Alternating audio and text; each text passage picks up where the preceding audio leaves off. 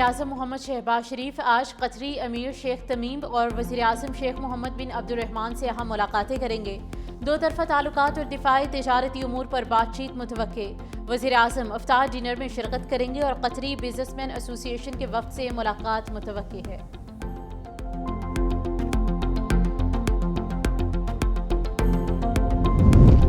वज़ीर आला सिंध मुराद अली शाह की ज़ेर सदारत सूबाई काबीना का अहम इजलास। माह रमज़ान में महंगाई बर्दाश्त न करने का वाज़ेह ऐलान। प्राइस कंट्रोल सख्त करने की हिदायत। डिप्टी और असिस्टेंट कमिश्नर्स को खुसूसी मजिस्ट्रेट इख्तियारात तफवीज़ कर दिए गए। सरकारी नरखों पर अशाए ज़रूरिया की फराहमी हर सूरत यकीनी बनाने का हुक्म। इजलास में कराची की सड़कों की बहाली के लिए 8 अरब 53 करोड़, गुल प्लाजा आतिशदगी मुतासरीन के लिए 7 अरब, हैदराबाद म्यूनसिपल कॉर्पोरेशन के लिए 5 अरब 20 करोड़ और IT प्रोग्राम के लिए 90 करोड़ रुपए की मंजूरी दी गई। हुकूमत ने कानूनी और इंसानी तकाजे पूरे करते हुए बानी को पिम्स मुंतकिल किया। वज़ीर मुमलिकत तारिक फजल चौधरी की बानी PTI की आंख के तिब्बी प्रोसीजर से मुतालिक वजाहत। कहा, डॉक्टर्स के मुताबिक पहले प्रोसीजर के बाद बिनाई में बेहतरी आई। माहिर मौलजीन की सिफारिश पर दूसरा तिब्बी प्रोसीजर आज कामयाबी से मुकम्मल किया गया। मेडिकल टीम की क्लियरेंस के बाद बानी PTI को अडयाला जेल वापस मुंतकिल कर दिया गया। अगला इंजेक्शन 24 मार्च को लगाया जाएगा। हर कैदी को कानून के मुताबिक तिब्बी सहूलियात की फराहमी रियासत की जिम्मेदारी है। ICC भारत नवाजी में एक कदम और आगे। T20 वर्ल्ड कप के सेमीफाइनल का शेड्यूल तब्दील कर दिया गया। पाकिस्तान और श्रीलंका फाइनल में पहुंचे तो सेमीफाइनल कोलंबो में होगा। पाकिस्तान और श्रीलंका फाइनल 4 में जगह ना बना सके तो मैच कोलकाता में खेला जाएगा। भारत के सेमीफाइनल में पहुंचने की सूरत में मैच मुंबई में होगा।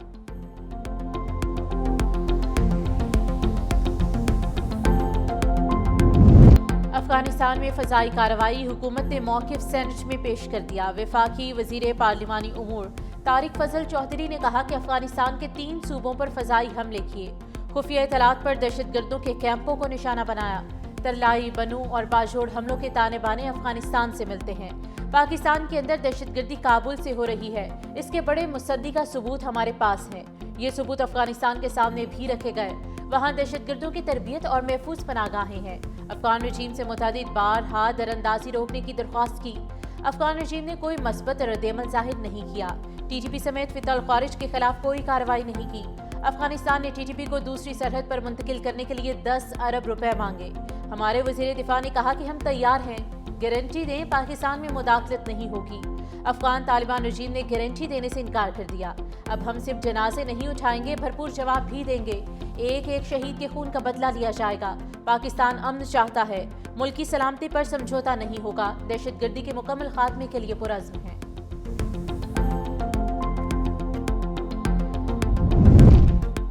गैर कानूनी अफगानियों के खिलाफ क्रैकडाउन में तेजी। इस्लामाबाद, रावलपिंडी, जेहलम, चकवाल और मरी में सर्च एंड कॉम्बिंग ऑपरेशन। गैर कानूनी तौर पर मुकीम 36 अफगान शहरी गिरफ्तार। जाली शनाख्ती कार्ड रखने वालों और सहूलतकारों के खिलाफ भी क्रैकडाउन। ऑपरेशन के दौरान 39 मुश्तबा अफराद को हिरासत में लिया गया।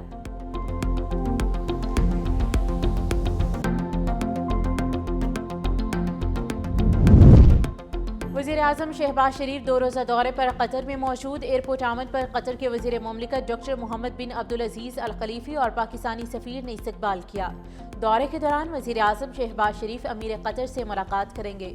इक़्तिसादी ताउन, तवानाई, दो तरफ़ा तिजारत, सरमायाकारी समेत दीगर उमूर पर बातचीत होगी।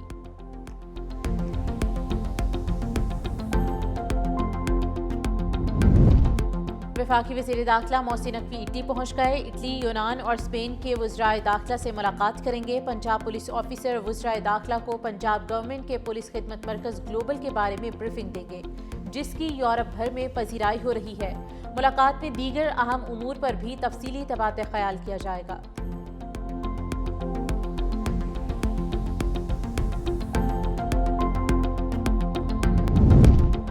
अपोजिशन लीडर सेनेट अलामा राजा नासिर अब्बास की हुकूमत को बड़ी ऑफर। बोले, बानी तहरीक इंसाफ से मामला ठीक करें। वादा करता हूँ हुकूमत गिराने नहीं देंगे। बानी की आंख के मामले पर हमें तशवीश थी। हमने पार्लियामेंट हाउस में एहतजाजी धरना दिया। ऐवान के दरवाजे ताले लगाकर बंद किए गए। क्या ये पार्लियामेंट की तौहीन नहीं? मस्बत एहतजाज की रिवायत डालने दे। बानी से बहनों की मुलाकात नहीं कराई जा रही, उनको एक और इंजेक्शन लगना है। بانی سے ملاقات کے لیے مشترکہ پارلیمانی کمیٹی تشکیل دینے کا مطالبہ۔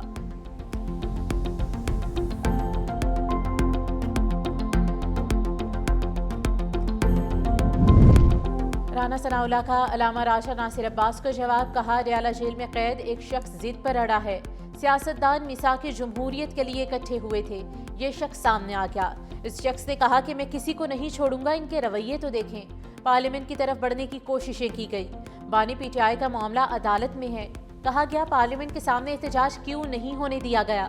ایک جماعت کے قائدین نے ملک بھر سے پارلیمنٹ ہاؤس پہنچنے کی کال دی، چڑھائی کی کال دی جائے تو پولیس نے انتظامات کرنے تھے۔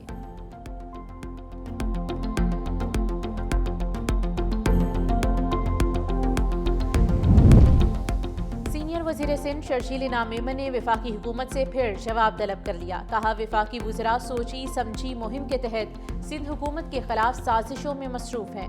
وفاقی حکومت ہر معاملے میں پیپلز پارٹی سے تعاون طلب کرتی ہے، اس کے اتحادی اور وفاقی وزراء سندھ کے خلاف پروپیگنڈا کر رہے ہیں۔ صوبائی حکومت پیپلز پارٹی قیادت سے مطالبہ کرتی ہے کہ وفاقی حکومت سے معاملے پر سنجیدگی سے وضاحت طلب کرے۔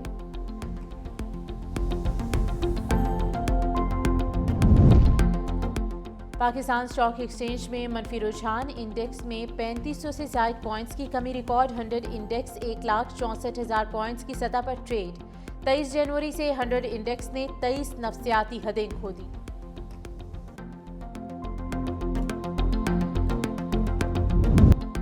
ڈیل نہ ہوئی تو یہ ایران کے لیے بہت برا دن ہوگا، امریکی صدر ڈونلڈ ٹرمپ نے ایک بار پھر ایران کو خبردار کر دیا۔ امریکہ کا ایران میں حکومت مخالف مظاہرین کو ٹرمپ کے آئندہ اقدامات کے انتظار کا حکم۔ عرب میڈیا رپورٹ کے مطابق ایران میں حکومت مخالف مظاہرین کو SMS پیغامات موصول۔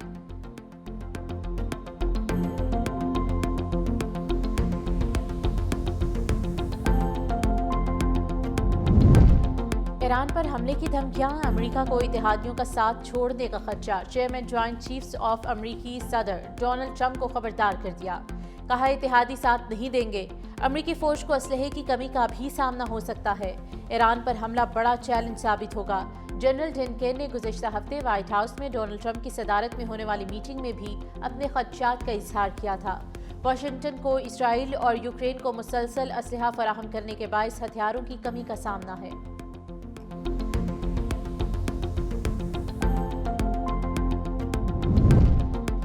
ایران کو نگلنا دشمن کے بس کی بات نہیں، ایرانی فوج کے چیف کمانڈر میجر جنرل امیر حاتمی نے امریکہ کو خبردار کر دیا، کہا لاکھوں سپاہی وطن پر جان نچھاور کرنے کے لیے تیار ہیں، دشمن ذلیل ہو کر پیچھے ہٹے گا، حملہ کیا تو منہ توڑ جواب دیں گے۔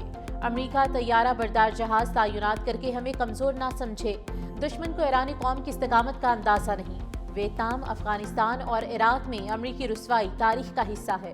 ایرانی وزارت خارجہ نے امریکہ کے ساتھ عارضی جوہری معاہدے کی خبریں بے بنیاد قرار دے دیں۔